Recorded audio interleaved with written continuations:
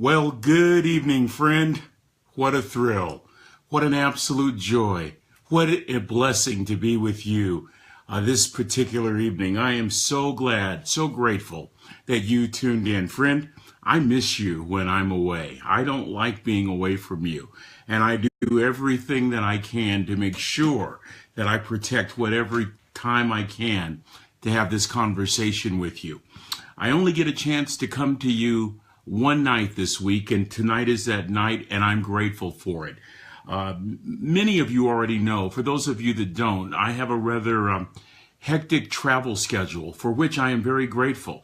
I have the opportunity to share the message of hope literally all over the world, and I try to come to be with you, to share with you, to be encouraged by you at least twice a week.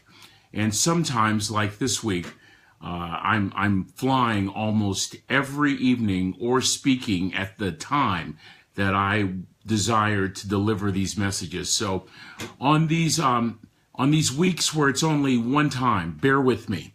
Know that I'm thinking about you. Know that I have you in my heart. Know that I'm thinking positive thoughts, speaking blessings over you. I love reading your comments. I keep those comments in my heart.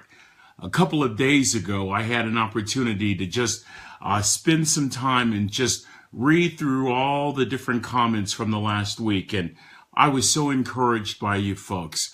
And my heart goes out to those of you that are hurting.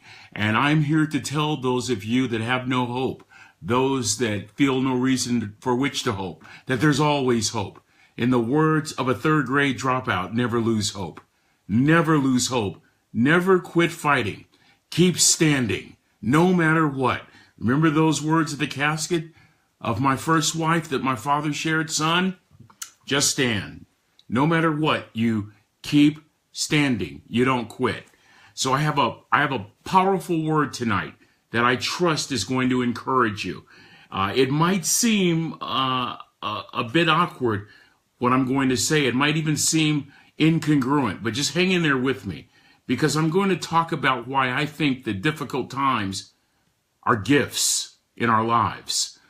I want you to, at this particular time, push your share button and try to share this message with somebody that's going through a difficult time. Let me take you back to 1996. It's September 1996, September the 8th. It was a Sunday, and at 12 midnight, Trina Rigsby, my wife, the mother of my two children, two boys, was pronounced dead. I can remember being in the waiting room when the doctor came out and he simply said, "I am sorry." It was sort of surreal. 5.5 years. We would later learn that the chemo and the radiation and the surgeries had taken a toll on her precious heart. And she stopped breathing shortly before midnight and was officially pronounced dead at midnight. Nothing prepares you for that moment.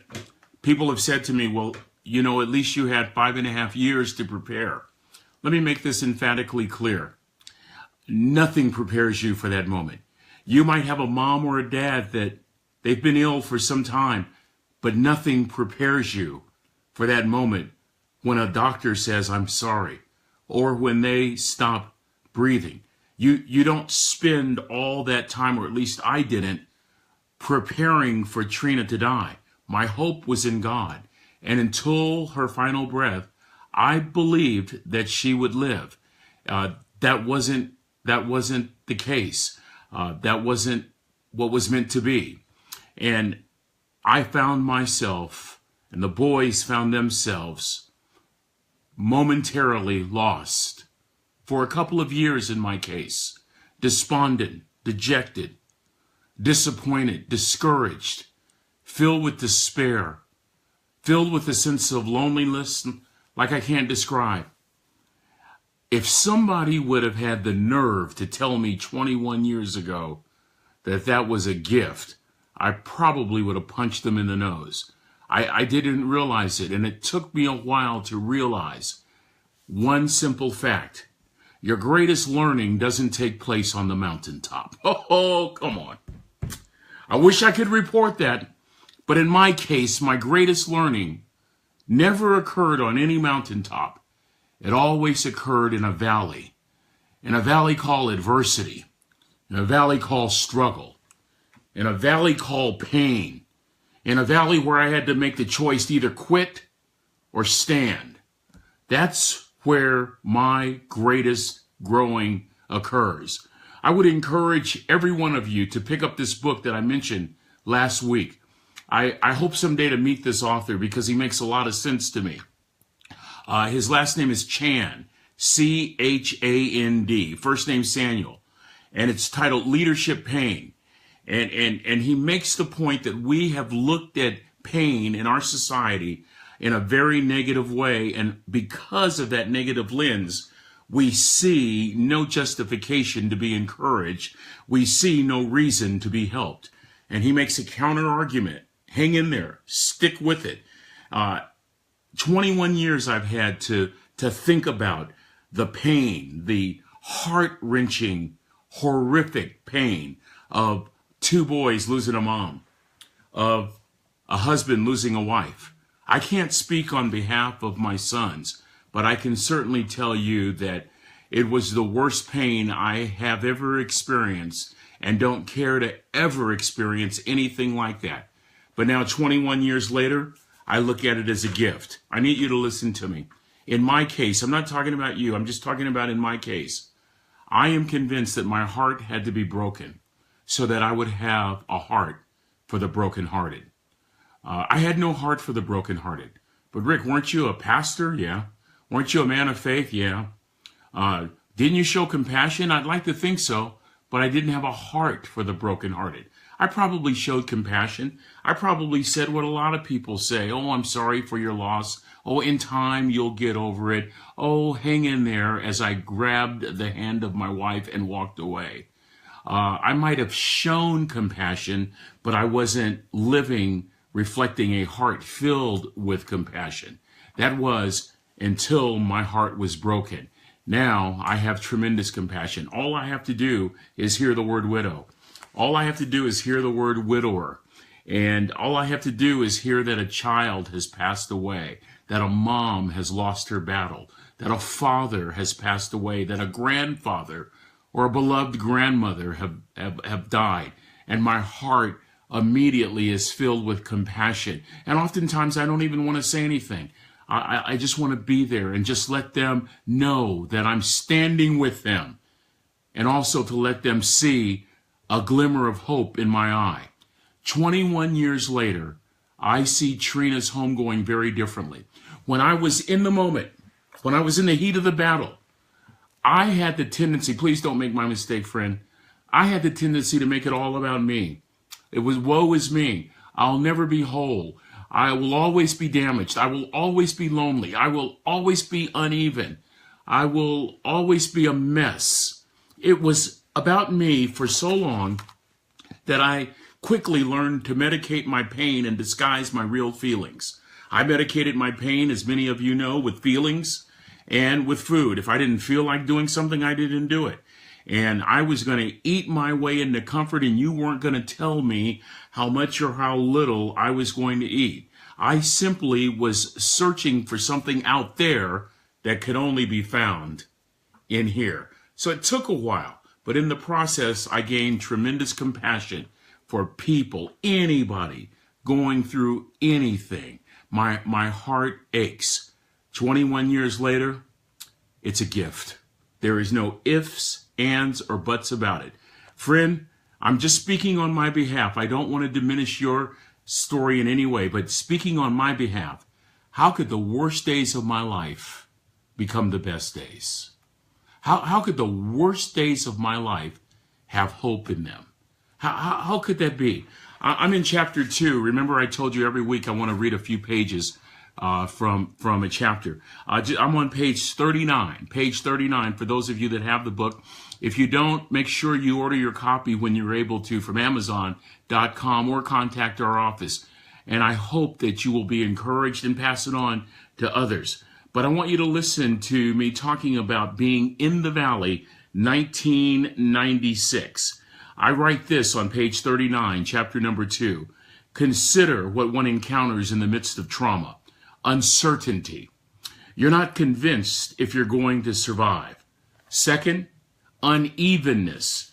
You're attempting to adjust to a new normal, only to discover there will never be any such thing as normal. As a matter of fact, I'll never forget the inescapable paralysis of being, quote, stuck, end quote, for months that followed Trina's death. At this stage, life has moved on for everyone except you and your children.